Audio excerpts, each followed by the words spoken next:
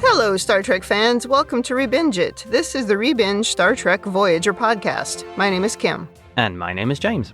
And we are rebinging Star Trek Voyager from the beginning, one episode at a time.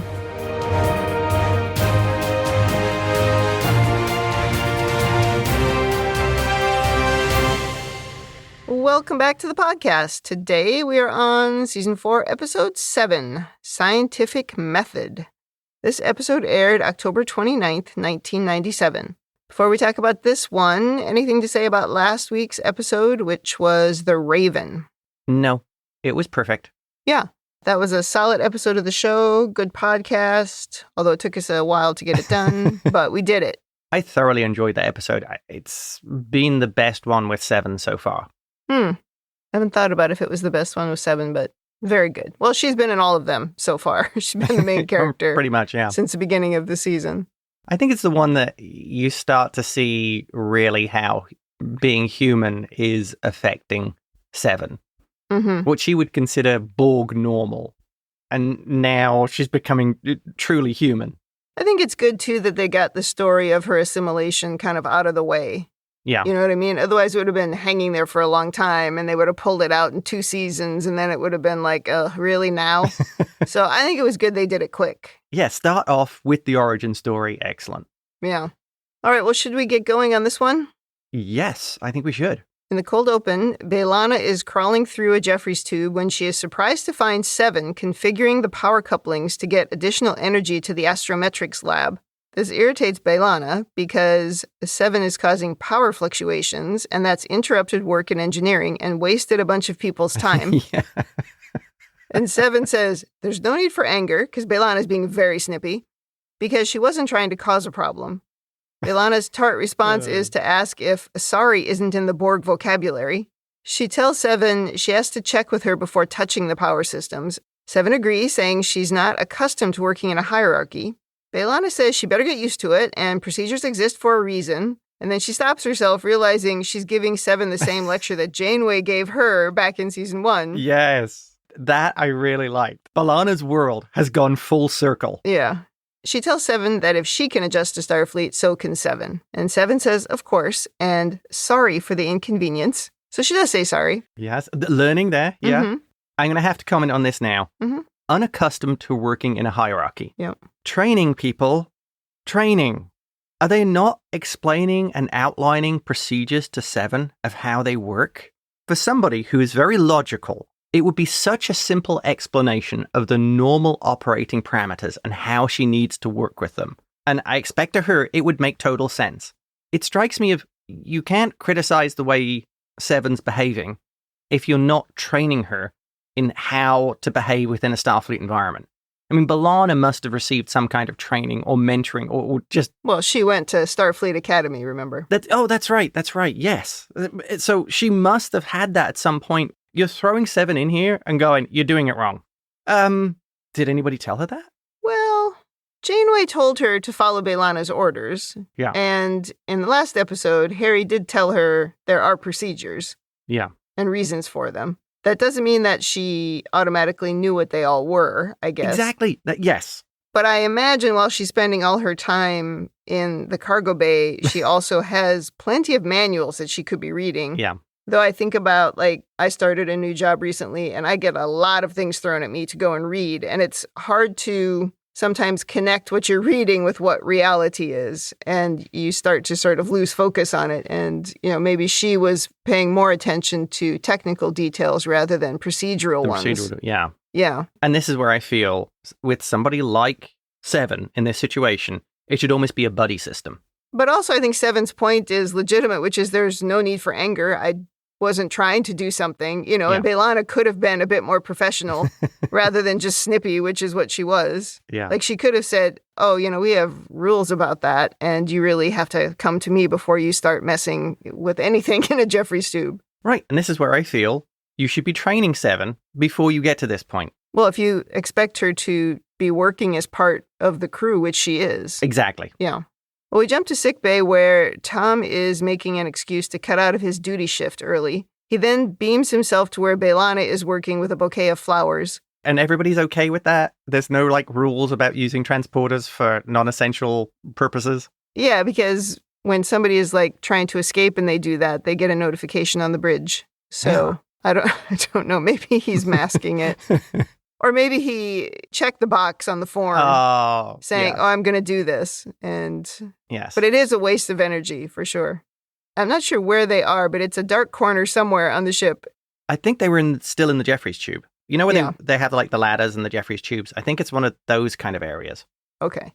Well, they're on their own, and so they start making out. They're getting very frisky at work. Yeah, and then there's a sort of flash of light, as if someone has taken a picture. And now we get a sort of X-ray view of the two of them, smashing their skulls together, which is really disconcerting. Yeah. And B'Elanna suddenly jumps, saying she had a feeling someone was watching them. And she said maybe she's just being paranoid about being caught in a compromising position. And Tom says, oh, well, that's kind of exciting, isn't it? It's is it? Or is it unprofessional? Well, maybe it's just a little bit of a high school romance here. Yeah. And into the opening credits. Not our best opening. It was a little bit of a, just stuff happening. Regular day kind of opening. Right. I'm thinking here. Now, okay. Perhaps Tom and B'Elanna, they seem a little stunted in their emotional growth. Both of them. And I'm wondering if this really is literally their first real relationship. And that's why Tom sees himself as a ladies' man, but he isn't. Mm-hmm. And B'Elanna is just very... I don't want people looking at me and knowing things. Oh, my line. Yeah. B'Elanna is very cautious about her feelings and her emotions. So the two of them, this really is their first grown-up adult relationship. Yeah. I mean, it could be. But I think that gives the writers a lot of credit that I'm not sure they deserve when it comes to relationships. Are they really trying to show that they're immature in relationships? Because I feel like they would do similar things or worse things with Miles and Keiko. And so I don't know. I mean, it comes across that way. So sure, we can read it like that. Yeah. But that line about, I don't like people looking at me and knowing things is something I said to a group of my friends once a long time ago. And I have never heard the end of it. And will never hear the end of it. And it remains accurate. Back to sickbay where the doctor is giving the captain an intense massage. Actually, I think we're in sickbay. We might be in the captain's quarters. I'm not sure. Yeah, I'm unsure. But he's admonishing her for not relaxing more. And we're in this scene from the floor up looking at Janeway's face in the massage face holder thingy, whatever that's called. And she is not enjoying this activity. No. She says she's been too busy to try his relaxation techniques. And also, she's not sleeping well. She's been having headaches, too. And she says they're like hot needles being driven into her skull. Ugh. Remember that for later. That's just a migraine generally. Yes. Although it's usually, at least for me, into one place, like a needle going into one place. Yeah. As the doctor is driving his elbow into her back, which just made me cringe, because that would murder me. Yeah. Janeway looks like she's being tortured. Chakotay calls to say they've reached the source of the energy readings, and this gives Janeway an excuse to stop being tortured, though she nearly leaves the room in a towel, so she's a little bit off her game. Yeah, a little distracted. And I do have to comment. So they've programmed the doctor with a massage routine, but not with a ship's counselor's functions. Yeah. Well, the 90s, they didn't think they needed that. We weren't really into that. Yeah, I'm picturing them going through this checklist going, I need to be able to do, cardiac surgery, needs to know all these other races, basic biology. Oh, counseling. No. Massage. Oh, yeah, I'd like a massage. We'll tick that one. It's just so funny because now I think about my current workplace. There are so many tools available to people to help with their mental health, and it's just easy and it's free, and it's also not something anybody's afraid to talk about anymore. So it's really changed. I suppose it's better in that it's being recognized as an issue within the workplace. On the bridge now, we see binary pulsars where the gravitational pulses between them is pulling in everything within 50 million kilometers. Yeah. Janeway would usually be interested in something like this, but she's yawning and looking generally pretty rough. She tells Chuckles she's tired and will leave data gathering in his capable hands. I feel here they did a very good little trick. Chakotay is looking absolutely perfectly spiffy. They deliberately made him up so everything is perfect. Yeah. His hair, the uniform, it's all perfect. And Janeway is looking a little ruffled. Yeah. Really kind of just exhausted at this point. It really sort of re-emphasizes the point of how tired she is. Well, I don't think there's a lot they have to do to make it visible because they go out of their way to make everybody look the best that they can most of the time. Yeah. And you can see that her hair is just not quite perfect. It's just a little bit askew.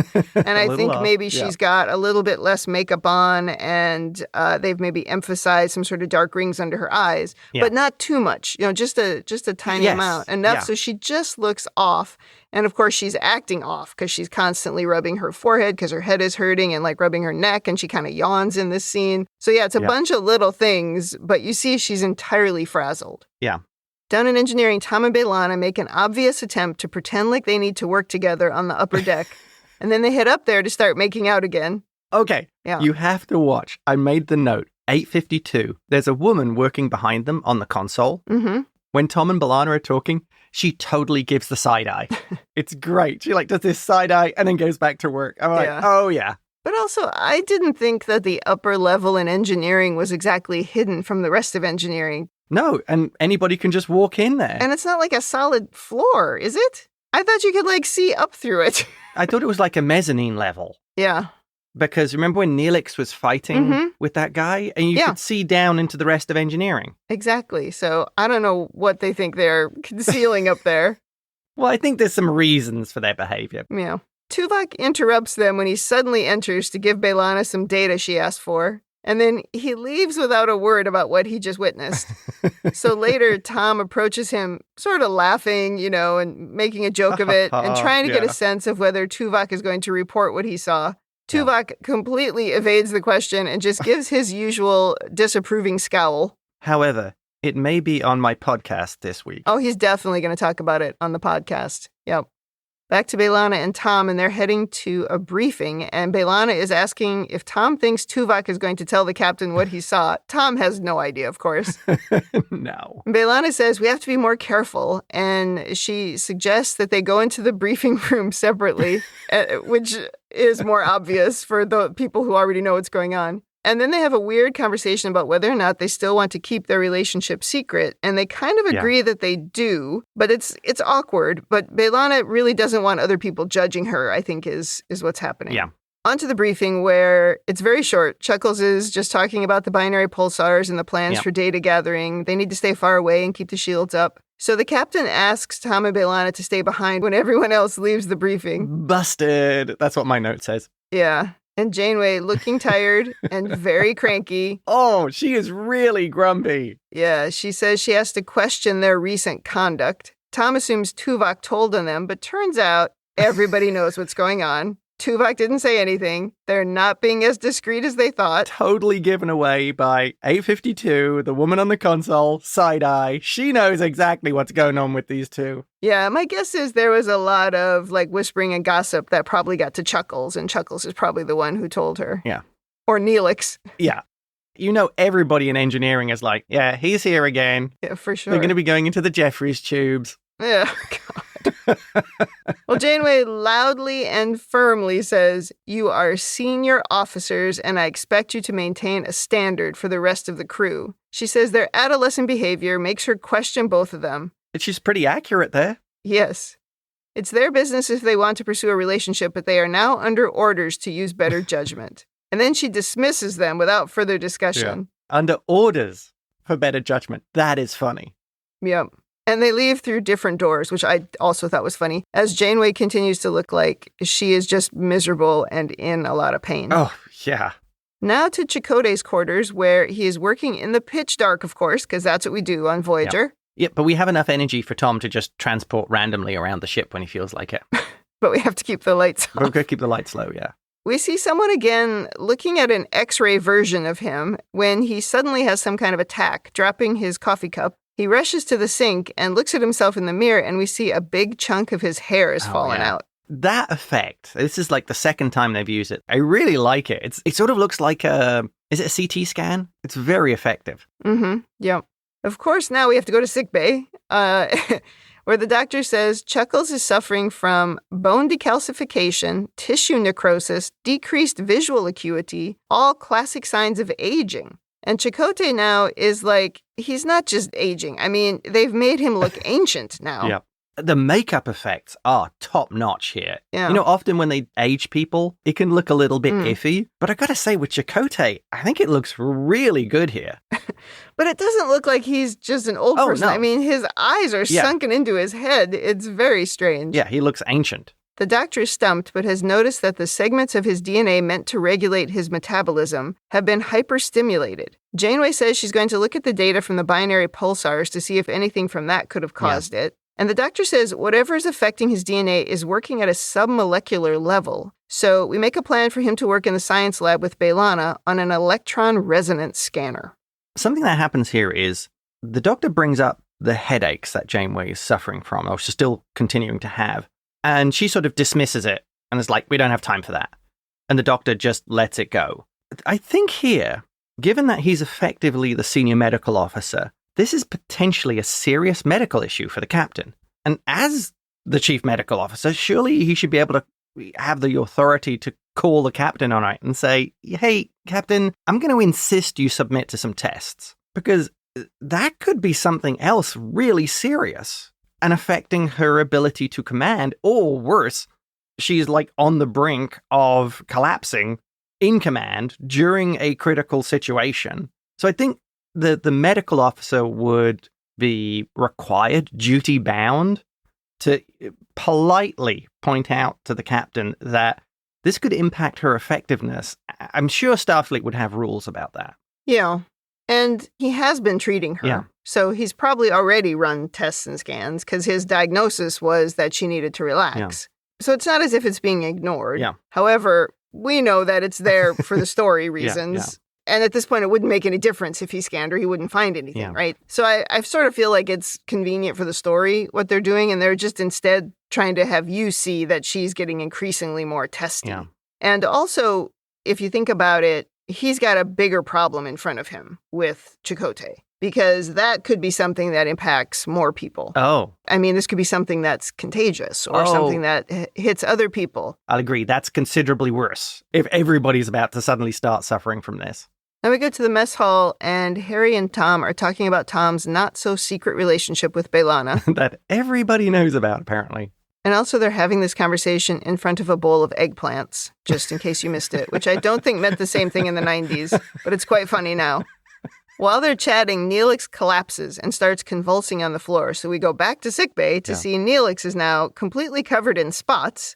It seems his DNA has also been hyperstimulated, which appears to be bringing out Mylean traits, which is an alien in his family tree. The doctor leaves Tom in charge of sickbay to get back to the science lab with B'Elanna. Neelix hobbles over to Chuckles, where they compare how they're falling apart, like two little old guys comparing maladies. Yeah. And Chakotay just looks like he's 200 years old. It's so well done. Yeah. And he talks about how he can't see, and he has arthritis, and he can't really walk. Yeah. Suddenly, more patients start coming into sickbay, so Tom sends Chuckles and Neelix to their quarters. Now we go to the science lab, and the doctor and B'Elanna are trying to find some answers. Using their new scanner, the doctor is able to see something that looks like a barcode or maybe a microscopic implant on Chakotay's overstimulated DNA. This is tech he's never seen. I like the joke here, because it's clearly a barcode. And they're saying, oh, it's some kind of alien writing. It's like, it's a barcode. We can see it's a barcode. Yeah, it's clearly a barcode. Yeah.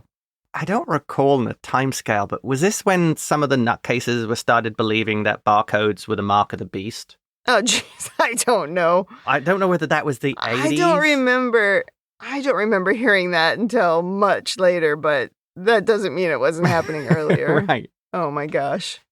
Well, this technology the doctor has never seen before, so B'Elanna then tries a compositional analysis, but she can't get a good reading, as if this contaminant is slightly out of phase, explaining why it probably wasn't visible in previous scans. She says it's transmitting some kind of weak signal, which is very strange. That's the point you should get really worried. And she tells the doctor to set internal sensors to a phase variance of 0.15. But before he can do that, his holographic emitter glitches. B'Elanna says his program is being deleted. Uh-oh. Yeah. But before she can transfer him back to sickbay, she has some kind of an episode and collapses. The doctor tries to transfer himself, but he disappears and his holo emitter falls to the floor. Yeah. So clearly something bigger is going on here. Yeah, the transmission thing is scary. Right. Well, in sickbay, lots of people have turned up with genetic mutations, including now Bailana. Yep. Harry says the doctor tried to transfer himself to sickbay, but something went wrong. But we don't evaluate where he is or what's going on. That's like all we hear. Yeah, there isn't immediately a major investigation starting into what is going on here. Where is the doctor? Why didn't he transfer? What's up with the holomatrix? Because you've lost the medical officer in this emergency. Yeah, exactly. It's a medical emergency. Sickbay's filling up. Where's your doctor? We're just like, he disappeared. I don't know. He's on a holographic bender. No, he's gone out for a smoke. He'll be back in a bit. While they're all discussing current events, Seven hears the doctor call her via audio implant. Yes. He tells her not to tell anyone that she hears him and to report to Holodeck 2 as quickly as she can. Yeah, he's hiding in the Da Vinci simulation. I like that. Seven doesn't acknowledge what she heard, instead telling the rest of the team she examined the work that Bailana and the doctor were doing in the science lab, and there was no evidence of any findings. In fact, she says the scanner they were using was malfunctioning. Oh. So that's interesting. Yes. She says she'll return to the science lab and attempt to repair it, so she vacates quickly. Good excuse. On-the-spot thinking from Seven. We get a better view here of what she's wearing. And so remember last week she changed from that crazy silver outfit into a brown catsuit. Well, this is a different brown catsuit. Yeah.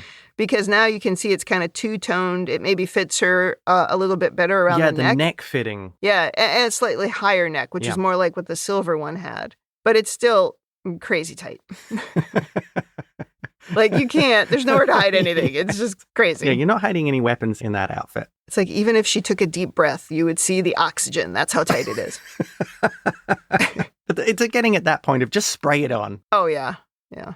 So Seven goes to the holodeck, and the doctor is kind of hiding out in the Da Vinci program as another character. Yes, I rather like that. Especially because in that, like, Renaissance outfit he's in, he looks very fetching. It really works well. Yeah, and he's wearing tights now, too. And yeah, he's made a lot of jokes over the years, I think, about how now Seven's not the only one wearing tights, that he was also doing it. Yeah, that's a very spiffy outfit. I was impressed. And a hat and everything, yeah. Yeah, oh, yeah. He tells Seven about the microscopic tags they discovered. He's sure that someone was watching them because as soon as they found something out, they were both disabled. Yeah. They assume they're also being watched now, so Seven suggests that they need a way to gather more information. The doctor's idea is to make the sensor variants that Bailana had suggested to the internal sensors, but to make that now to Seven's sensory nodes, so she becomes like a walking sensor. I liked here where he says they feared they may be being watched. And Jerry Orion does this sort of like look around. Yeah. There's some nice little subtle touches here which work well. Yeah. Like, are we being watched now? He quickly makes the changes, and then she sort of dramatically turns in a circle, taking in the room. And I was on edge this whole time, expecting all of a sudden for there to be an alien face right in her vision, but that's not what happens. In fact, she doesn't actually see anything. And she says, there's nothing unusual in the room. And the doctor says, well, you have 256 more rooms to scan. He also has isolated a comm frequency for them, so they should be able to talk privately. Yeah. The doctor is thinking very strategically here. Quite impressive. Yeah. He's come a long way. Come a long ways. Yeah. Now we follow Seven with dramatic music, walking through the hallway, slowly looking at people, but trying not to be too obvious. Yeah. The first suspicious thing she sees is a crew member with some kind of metal headgear attached to his head and face. Right. But it's not visible to anyone except her. She also sees someone who is not a member of the crew and starts following them, but when they stop, she has to walk by them pretending not to see them. Yeah, it's like, who is this guy? But the alien follows her into the turbolift and then with some kind of giant probing instrument reaches towards her face. We don't see exactly what happens, but Seven just plays it cool. Oh, gosh. That bit in the elevator where he just like probes her and she can't react. That is absolute horror movie. And I kept thinking, don't be suspicious. Don't be suspicious. Now she goes to the mess hall, and she sees even more people with this invisible headgear and more of the aliens following the crew members around and studying them. That is a scene of nightmares. The crew members who have all these weird contraptions on their heads and behaving completely normal. And the aliens standing there with their little equipment. It's a real horror show. I think all the series have moments of horror episodes throughout their seasons, but Voyager's the one that leans into it way more. Absolutely. Which I think is cool. This scene is brilliantly constructed, I think. It works so well. Yeah. And now, without being suspicious, she goes into the kitchen to, like, turn her back on everybody and pretend to pour herself some coffee. Yep. And she calls the doctor and says she sees the aliens everywhere. He tells her that she needs to tell the captain. From the back in the scene, you can see her ribs. This thing is too tight. Let this woman eat. I think that's styling of the costume. You think so? I think it is. I think they're a bit too pronounced to actually be ribs. I think they're a costume effect. I haven't looked into this, though. I don't think so. I think that's really her rib cage. Interesting. Now, in the silver outfit, there were definitely ridges in that one, but I don't think this one has ridges because you can't see them all the time. But yeah, maybe we have to Google it. There may be some homework on this one. Maybe. If I ever get a chance to ask Jerry Ryan a question, I'm going to ask her if she was allowed to eat in the 90s. Because it's wild how just absolutely thin she is. And the standard she would have had to keep in order for these outfits to look how they look. Yeah. In the captain's office, we find a very frazzled Janeway. When Tuvok reports no progress on understanding the genetic mutations, she's frustrated. And she also says because of Tom and B'Elanna's behavior, she's been thinking about ship protocols or lack thereof. Oh, yeah. People are getting too comfortable, and she tells Tuvok to straighten out the department heads. Due to her tone, he asks if he should also flog them. Some good Vulcan humor. That is wonderful Vulcan sass there. The way he delivers it completely flat. Tim Russ nails it. Yeah. This makes her realize she's being a little over the top. And he says she does seem unsettled, but she says crazed is more like it. Yeah, she's actually evolved beyond crabby at this point. Oh, yeah, she is right on the edge. She sits on her couch when Seven rushes in saying she needs to speak to the captain right away. But you can imagine that what Seven is about to see is not good. Yes. She is clearly shocked to see what look like metal rods coming out of the sides of Janeway's head. Yep. So like 3 or 4 on each side, big long metal rods. Yes. And there are 2 aliens right next to her on each side doing scans and looking at these rods and turning them. Right. Just like, oh no, it's absolutely a nightmare. Yeah, it's like big metal needles. Nice. Which is what Janeway said is what it felt like, right? Right at the beginning, yep. Seven, of course, now course corrects. And instead of telling her what she sees, she says she's been unable to repair the scanner that the doctor was using and she needs assistance. So Janeway is like, well, go talk to Harry. And then Janeway asks, do you need something else? Because Seven is just staring at her dumbfounded. And this is when they start turning the metal rods in her skull. It's so awful. Seven is just like, no, I'm out of here. And she leaves. It would be a little disturbing watching someone basically be tortured like that in front of you. Awful.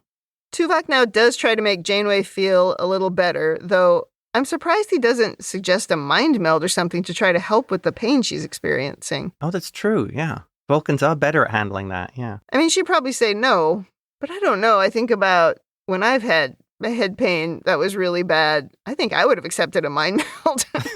It's like you want anything to make it stop. Especially Janeway. I mean, even when Janeway isn't in extreme pain and slightly crazed, she can be a little reckless. Yeah, remember they did a mind meld in Flashback. Right. Yeah. She agreed to that pretty quickly. You know, it could be that Tuvok is like, yeah, I don't want that pain. You can deal with it. Yeah, I don't want any part of this. Back in the holodeck, Seven reports seeing 56 of these hidden aliens, but assumes there are a lot more. The doctor's still in his spiffy Renaissance outfit, I'll note. He is. She thinks they're conducting experiments on the crew and monitoring the results. I think you're exactly right about what's happening. Yeah. She suggests using a precisely modulated phaser beam to expose the aliens, giving the crew a chance to fight back, but the doctor thinks that's too risky. Yeah. He suggests trying to deliver a neuroleptic shock to everyone to disable the genetic tags. It'll be painful, but they'll all recover.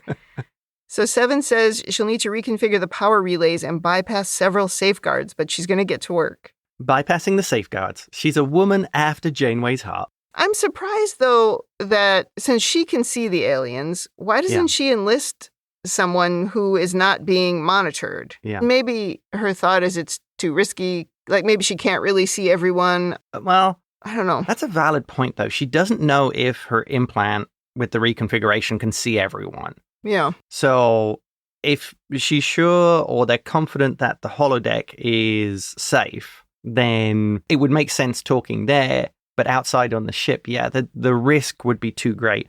I suppose you could look at it as maybe you could bring Harry or someone else, Tuvok probably, into the holodeck and then explain, what's going on to them. Maybe she's worried that too many people together would attract attention. But I just feel like she could have brought Tuvok into it. Yeah.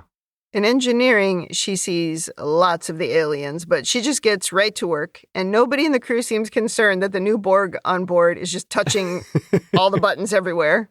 Oh, and it's flashing in big letters up on the screen, safety protocol override. Yes. And everybody's just, I'm sure that's fine. Oh, everybody's more interested in finding out what Tom and B'Elanna are up to. They're all distracted. Oh, the gossip. Yeah. Yeah. Well, except B'Elanna is in critical condition in sickbay right now. Well, on the bridge, Tuvok does notice and calls Seven. She tries to claim she knows what she's doing and there's no danger, but Tuvok immediately gets himself to engineering, where he asks why she's attempting to deceive him. Oh, the way Tuvok heads off immediately. Mm-hmm. He's got to be thinking, oh, has she gone Borg again? Oh, crap. Oh my God, she's calling the collective again. Again. Well, Seven sees 3 of the invisible aliens approach, interested in this conversation. She tells Tuvok quietly that she can't explain it, but she just has to do it. Tuvok points out her actions could result in an energy discharge, which of course is exactly what she's trying to do. Yes, that's the plan. She eventually shoves Tuvok aside, grabs his phaser, makes a quick configuration to it, and fires at one of the aliens, making them visible. Well, one of the aliens starts twigging that something's up. Yeah. Because you can see in that woman's face, she is like, hey, I think she can see us, guys. Exactly. She tells the other aliens not to move or she will kill the visible alien. And the visible alien says, oh, I believe you. Although I'm like, just shoot them all. Make all the ones you can see visible. Why are you holding back? If this works on one, what about the other 3? What about giving phasers to everyone and shooting the aliens? Well, she might be thinking what the doctor said, which was if we antagonize them too much too quickly, they could cause real damage that we can't undo. So I'm guessing that's why she was trying to be cautious. But in the moment, you're like, just shoot the other 3. They're just standing right there. Yeah. And set it to kill for the other 2. Yeah, exactly. Then what happens if you've got a bunch of just slightly out of phase dead bodies? They'll be stuck there forever. Yeah. But imagine they would start to smell. It'd be terrible. They'd smell out of phase. Oh, the smell is out of phase. Okay. The bodies would just be like, you'd see them, but you just step over them, you'll be fine. Oh, God. Just walk through them. Now we're in the brig. Janeway, Seven, and Tuvok enter. Janeway's looking, rougher and rougher with every minute. She tells Seven to keep trying to disable the genetic tags because she's now been informed. And she tells Tuvok to work on internal sensors to make the aliens visible, so they leave. So Janeway's left alone with this new alien who we're holding in the brig. She asks who she is and what the hell are you doing to my crew? This is a great conversation. Yeah. The alien is just like very one note. She doesn't get too worked up and she's not dramatic. Oh, yes. She delivers this whole thing so matter of fact. It's great. She very calmly says, my team has been observing you and conducting medical research. It seems this is just her normal job, so she doesn't understand what the fuss is about. Oh, yeah. She says she can understand why the captain is angry, but she has no intention of stopping because her work is so important. When she won't answer any other questions because it's a breach of protocol to even speak to Janeway, Janeway's like, well, that's convenient that you never have to face your victims. I like as well how she says, I don't like causing people to suffer. Oh, yeah. It's like every time we hear on the show where somebody says, I'm not unreasonable, followed by a completely unreasonable action. Well, the alien tells Janeway that she's exaggerating, saying their techniques are as benign as they can make them. That is like that I'm not being unreasonable. Mm-hmm. She pretty much tells Janeway to calm down because their work could ultimately help millions. So what's a little discomfort? But it's like millions of her kind. Yeah. Yeah. I feel this race almost embraces Vidian values. It's very Vidian, yeah. Yeah. You may die, but I get your kidneys. Yeah, it's a very obvious connection, right? Yeah. Because they're talking about how being able to do these sorts of things are helping their people live so much longer, whereas the Vidians were doing the same thing, except really from a more of a desperation stance than these people.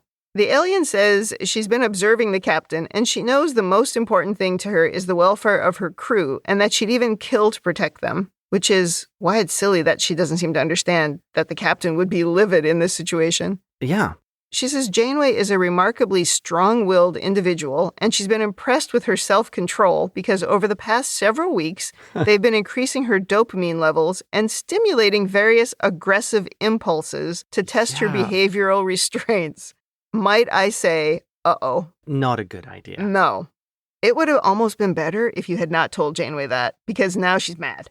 She says there's been a difference of opinion about how much more strain you can bear, which is enough for Janeway to absolutely snap and shove the alien into the wall, saying, not much. Yeah, I think Janeway kind of proves a point there. It's interesting here, too, though, because she does that, and then she, steps back, and she, puts her hand kind of over her mouth. Janeway does. She kind of puts the back of her hand over her mouth, ugh. I really wanted to do something there, but she, manages to restrain herself. I really wanted to just break your neck. Oh, I wanted to hit you so much. Yeah. The alien says she thought the captain would be more cooperative. Why? With what you're doing? Why? But anyway, she says she thought she'd be more cooperative when she understood how important the work was. Right. Oh, yeah, of course. I'm just going to go and torture and kill your crew. But it's for good reason. It's for perfectly legitimate reasons. Yeah. She says, we're monitoring your attempts to break our control over you, and you won't succeed, and we will continue our research. If you make no further attempts to interfere, the fatality rate will be minimal, though there may be some deformities. Oh, man. Janeway says, you can't possibly expect me to accept that. But the alien is like, well, if you don't, the entire experiment and the subjects will be terminated. We've got to talk about this scene. The casual callousness of the alien is so impressive. And the matter-of-fact way, she just dismisses all of Janeway's crew of they're lab rats. They're experimental. They're disposable. Yeah. That easy callousness of her is so portrayed well. This actor really gets the mindset of this person. Yeah. And how she's one note throughout. This is just business as usual. Yep. And when she's trying to give this justification, this sort of moral equivalency, it's so hollow. It's like Janeway doesn't torture, murder, conduct experiments on people unwillingly. They do things to defend their crew, to get her people home. And these people are like, oh, you're an available test subject. You mean nothing to us. We're going to do what we want. We'll kill a few people, but just a few. We'll share the information with you at the end. Oh, yeah, that was her prize. We'll share the data of what we've learned. Great, while you've killed a bunch of my crew members.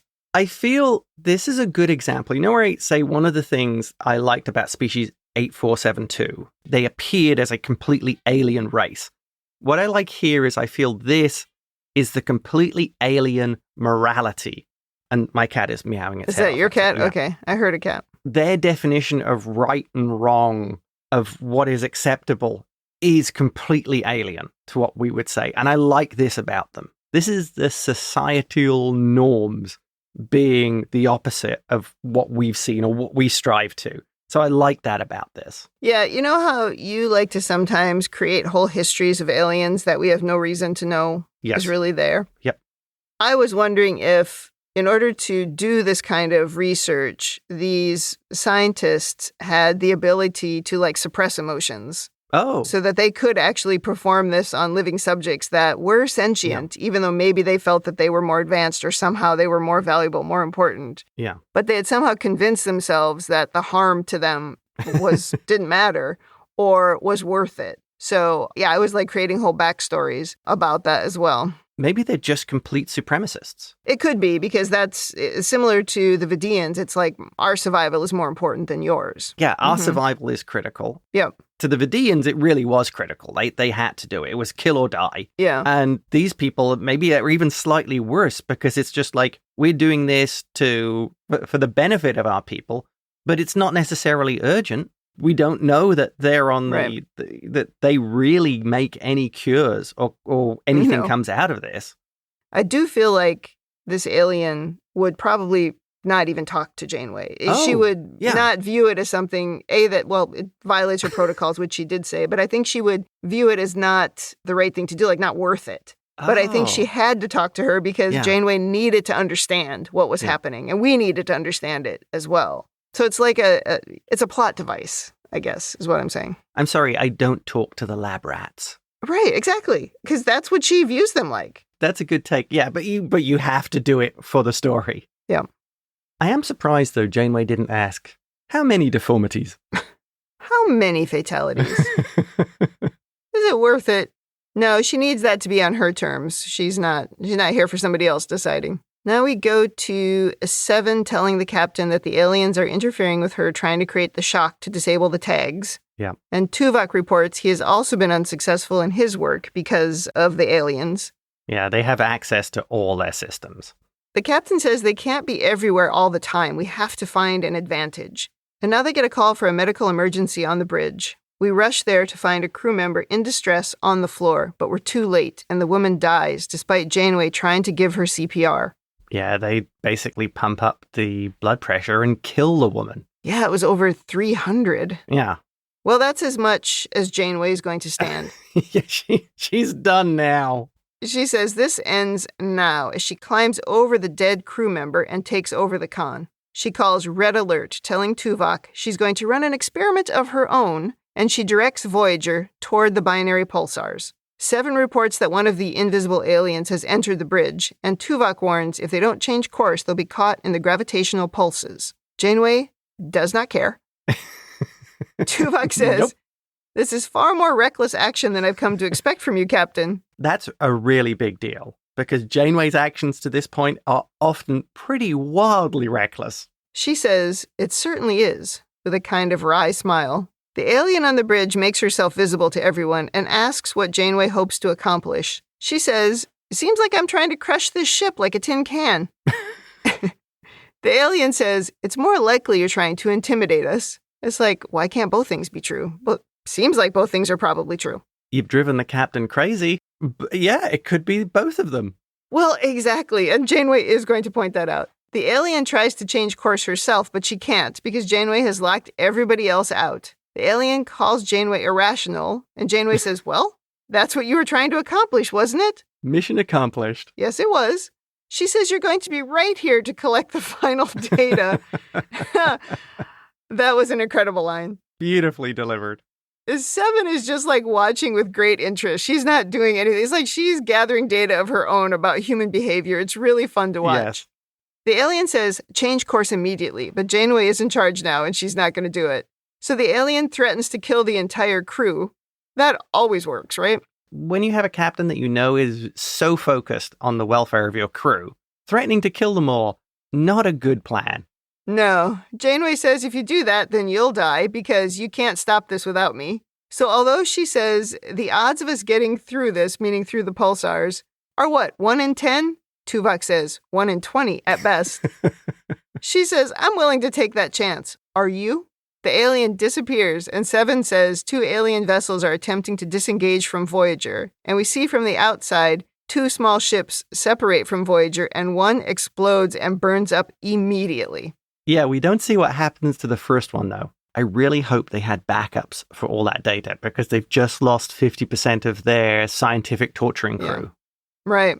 The captain says she can't break Voyager free of the gravitational forces. What a surprise. Harry says let's divert all power to shields, but Janeway says no, we need to go in full throttle. Assuming we survive, we'll need full momentum to pull us out the other side. Yeah, so they're trying for some kind of full-speed gravity assist to get it out of the binary pulsars. Lots of hull breaches are taking place, bad things all around the ship. Janeway loses helm control, we lose main power. Yeah. But never fear, we of course fly through and safely out the other side. Nice touch. Harry says, I don't believe it. We're alive. Somebody at that point needed to reply, oh, we're all dead. Yeah, right. Janeway says, I never realized you thought of me as reckless, Tuvok. And he just says, well, that was an understatement. Incredible. Oh, it was clearly an understatement. I loved it. I mean, by now, Tuvok must know that almost nothing is off the table with Janeway. Absolutely not. Well, the aliens now are gone. The doctor has been able to remove somehow all of the devices and neutralize the genetic tags. I think that points to the fact that the aliens were interfering with everything so much. Oh, absolutely. Maybe it was relatively easy to actually accomplish this, but because they were right there and they were messing with the computer systems or damaging the equipment, you couldn't do it. Although I don't understand why you'd be able to reverse the damage, especially like with aging. Yeah. I mean, that would mean you cured aging. Okay, I did not actually think about that. If now Chakotay is back to normal. Because they hyperstimulated his DNA. Yeah. It's like threshold. It's just too easy that we just undid it. Right. You can't just undo evolution. It doesn't make any sense. Perhaps what the Doctor is actually doing has developed perfect cloning technology and has actually cloned Chakotay, put Chakotay's memories in the clone, and then stuffed the other one in the incinerator. Just started over. Yeah. Well, that one probably died anyway. He was 200 years old. Oh, that's right. Yeah. Yeah. So yeah, this is how the Doctor cures the people. He's actually cloning them and replacing them. We go to Tom and B'Elanna having salads and wine in, I think, Tom's quarters. Yeah. It's much better than sad melon. Yeah. Although, why are we eating off a coffee table like animals? It's not a great way to eat. It's a great way to spill food all over yourself. Because they're teenagers. Well, B'Elanna waves off a call from engineering, but then the doorbell rings, and Tom opens the door to see Harry, who has stopped by to return a data pad Tom loaned him. The analog nature of the data pads just will never not be funny. Look, you have one data pad for each book, Yeah, each it's one novel, book. each function. The ship would be full of them. It would be everywhere. Yeah. And I don't understand why they're always iPad minis. I mean, today we have tablets that have nice big 13-inch screens. Mm-hmm. Because they're not really reading words. Somehow they're able to absorb symbols. Well, anyway, Harry says, "Oh, it smells good," thinking he's going to get invited in, but Tom just shuts the door on him. So why would the salads smell good? Because Harry, Harry's acting like he cooked dinner. It's a salad. Maybe maybe there's also something else. Maybe the salad was just the first course. Oh, could put some steak on it. That would be nice. Well, they kind of laugh about how they've been acting lately, then realize that they were maybe acting out of character because of something the aliens were doing to them. Yes. Tom asks why she realized that she loved him all of a sudden, and she says it was just a feeling, but our whole relationship might be based on an alien experiment. They joke that they should maybe just call the whole thing off, but instead, they fall into a kiss. The end. All right, let's hear your overanalysis. Okay, first one. Do you think Tom and B'Elanna were being influenced by the aliens? I think in general, no, but I think the events in this episode, yes. Okay. Because even they weren't really sure why they were doing it. Yes, that's in line with what I was thinking. I believe the aliens were doing something. But like I say, the overall how they were feeling and behaving, that predated the aliens. So I think they were emotionally messing with them somehow. I read somewhere that Roxanne Dawson said she thought they were really attracted to each other, and this, whatever happened here, just maybe accelerated it. It didn't change what was happening. Yes. Yeah. That's the best way of putting it. The attraction was already there, and the aliens were just hyping it up for their experiments. Yeah. They wanted to see something happen quick. Yeah, we're on a limited time scale. Let's move this along, people. Yeah. They should have shown whole body skeletons just, bashing against each other. That would have been very funny. Oh, then they wouldn't have had to actually show anything. You know what I mean? That would have been quite funny. That would have been very G-rated. Next thing. Now, can the research actually be useful? How much of this research could apply to this race? I mean, they probably have a completely different genome. Everything could be different. Yeah. I'm guessing that they did some preliminary tests and found they had something in common, that they were able to be useful. Yeah. So then that's why they brought in the whole team. Oh. Kind of like there are just particular things they can test on lab rats, even though they're not humans. Yeah. I mean, I guess that would fall under similar things with mice, where you can do some research on them that would apply to humans, but it's not a one-for-one. So you can at least learn things. Yeah. Like they maybe have dopamine levels as well. It's just different. Yeah. Okay. So yeah, it's parallel enough that they can learn something. Otherwise, they're just doing it for fun. I suppose it's possible they might just be, psychopaths. Keeps their crazy people busy. Yeah. Oh, none of them are actually doctors. They're just sadists. Yeah. Next thing. And this is where I jumped into the awesome movie, They Live. why can't Seven make, like, glasses for the crew? So they could all see it. And then see where these aliens were. I mean, if her implant was just modified, surely they could put something together quickly. Mm-hmm. Yeah, I think the problem was, at that point, the aliens were just stopping her from doing anything. Yeah, good point. And I think my final point is, is this episode drawing a parallel between animal experimentation? Maybe. It's not exactly a statement against that. Yeah. But you could look at it that way. It's not as blatant, maybe, as you might expect it to be. Yeah. I think it was more just leaning into the horror of the story. I'm not sure it was trying to make a protest. Yeah. It's hard to say. Yeah, it wasn't really clearly explicitly said. So, yeah, I would agree with the lean into more of a body horror kind of thing. Right. And that, I think, wraps up my overanalysis. Over to you. I think we talked about most of my things. Seven should try to enlist someone else. We talked about that. We talked about removing the genetic tags shouldn't necessarily have undone the damage. Yeah. Oh, did you notice when Chakotay, when he'd lost all of his hair, that his tattoo was much bigger than just his forehead? It actually went all along the side of his head. Oh, I did not notice that. Mm-hmm. It's the first time we got to see that. I thought Neelix's spots looked really good. Yeah, I didn't think that was a downgrade. That looked pretty good. There were similar vibes in this episode to a couple of next-gen ones. Oh, and yes. One is Schisms, which I think you've brought up before. Yeah. Which is the one where Riker in particular, but other members of the crew are being taken in the night and experimented on by aliens, like into subspace, I think that one is. That is a good episode, and that is also a good horror episode. It also plays into the alien abduction and experimentation kind of thing. Yes. That's a very good TNG episode. Yeah, they really played into that. There's also an episode called Where Science Has Lease, which is the one with the big floating head. I forget the name of the alien. It's like Nagilum or something. Yeah. And he is also sort of performing experiments on the crew and on the ship. And at one point, he says he needs to see how humans die. That's how he needs to learn. Oh. And so he threatens to kill a certain percentage of the crew. And so Picard is just like, well, I'll just blow up the ship and kill all of us because we're not going to be able to pick who should be killed, or we might not be able to recover from such a terrible event. Yeah. And then the alien sort of gives up and is like, okay, fine, and spits them back out, and then they're free to go. But that's a similar vibe, I think, to this one. Yeah. I think you can see the DNA for this episode being in TNG episodes. Yeah, this episode would have fit in TNG. It would have been fun to see Picard snap like this. Oh, yeah. Yeah. That's true. Wasn't there another TNG one where they started going crazy because they couldn't sleep? Yes, there was one where they could sleep, but they couldn't dream. And the only one who could dream was Deanna, and she was having nightmares. Yeah, that's a little bit more of a tenuous link, I guess. Yeah. I do think a lot of times stuff like that was hard with Data on board because Data didn't fall into those sort of traps. And even in this kind of one, right, he probably wouldn't have been experimented on.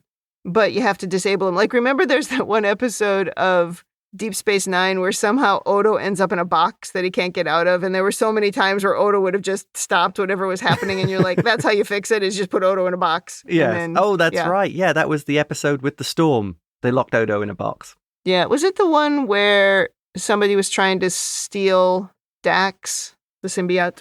Yes, that was the one. Well, they temporarily did manage it, yeah. And Odo was in a box the whole episode. I don't know, it's quite funny. I just thought of something we didn't talk about. Oh, what's that? These aliens apparently have better cloaking technology than the dinosaurs.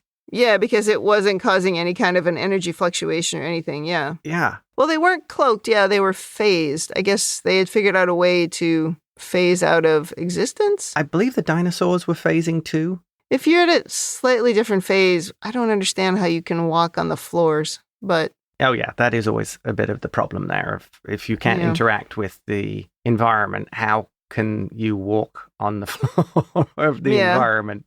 That's okay. Don't ask too many questions. Yeah. Just wave your hand at that one. Yeah. I mean, I suppose you could headcanon it by, if they were messing with the systems, maybe they were messing with Harry's systems, so he couldn't detect it. Because Harry detected the dinosaurs, like, pretty much immediately. Yeah.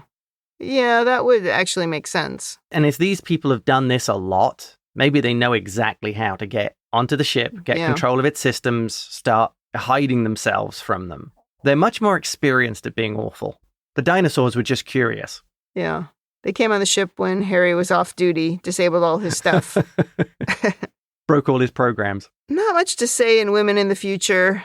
Yet another outfit for Seven. That's crazy, but I don't think I have anything else. Janeway's leadership corner is an interesting place in this episode. Yeah. Watching a reckless Janeway become irrational because of metal rods drilled into her head was just incredible. She was really holding it together, but starting to unravel, and that was fun to watch. Like, suddenly, she became more punitive, irritable, impatient, everything, and I really liked it when she shoved that alien into the wall. You just saw how on edge she was, and then especially because she backed away, and she was just like, and that was really good. Yeah, she was fighting those really negative instincts that they were trying to bring out in her, like trying to make her more aggressive. Yeah, absolutely. I will, though, point out we, yet again, did nothing, even though a crew member died. I mean, that put her over the edge, but she could have, like, in her log or something at the end, just said, oh, we lost crew member X. But at least they lost a whole ship worth of people and however much research they had on there. Yeah, but that doesn't make up for it. But we don't really do that, so it's hard to criticize. They just don't mention them and just carry on with their lives. I know, it really bothers me. And that was a bridge officer as well. Yeah, it was somebody on the bridge, exactly. Yeah. Well, on a positive note, maybe that woman who was on the bridge with Chakotay in Displaced, maybe she can now get a bridge assignment. Oh, she can get promoted permanently? Yeah, maybe. I read somewhere that it was canon that this was a Maquis crew member. Oh. But I don't know why we thought that. I didn't notice if we could see her pips or anything. Yeah. All right, let's go to rating. Thumbs up, thumbs down, or neutral. What's your rating? Another 2 thumbs up. What an absolutely killer episode. Janeway at her unhinged best. The story is fantastic. The horror element is just out there. That scene in The Mess with all the people with stuff stuck in their head, just walking around as if it was normal. It made me think of Hellraiser, the movie, you know, Pinhead with the stuff stuck in his head. Mm-hmm. I think this is a great alien invasion and horror episode. It works really well. The resolution was good. Janeway at the end was phenomenal. She was. I think the whole thing held together well. Seven was great. Seven and the Doctor working together. So what a fantastic episode. And even though you know the hook, it's still a great rewatchable episode. It works very well. And just the woman who plays the alien, her sort of just casual callousness, nailed it. So thumbs up. Thoroughly enjoyed it. Yeah, I agree. Thumbs up. Really good episode. They lean into the horror part of it really well, but just the part of it I really enjoyed was watching Janeway just become unhinged, because sometimes she acts unhinged anyway, but then this was just so much beyond that. And I thought that was good. And it was a thing that the Star Trek captains will do. It's like, oh, you're going to mess with me? I'm just going to blow up the ship. Yeah. Yep. It's like, what? Activate self-destruct. It's like, are you kidding? We're taking all of you with us. Yep. So, excellent episode. All right, that wraps up Season 4, Episode 7. Come back next week for Episode 8. In the meantime, if you'd like to tell us your own overanalysis of this or any episode, or if you just want to say something nice, you can email us at ReBingeIT@gmail.com, or you can reach out to us on Blue Sky, Threads, Instagram, or YouTube at ReBingeIT. You can join the Facebook group, facebook.com/groups/Star Trek TTM podcasts. Thanks for joining us on the ReBinge Star Trek Voyager podcast. That's it for me. And that's it from me.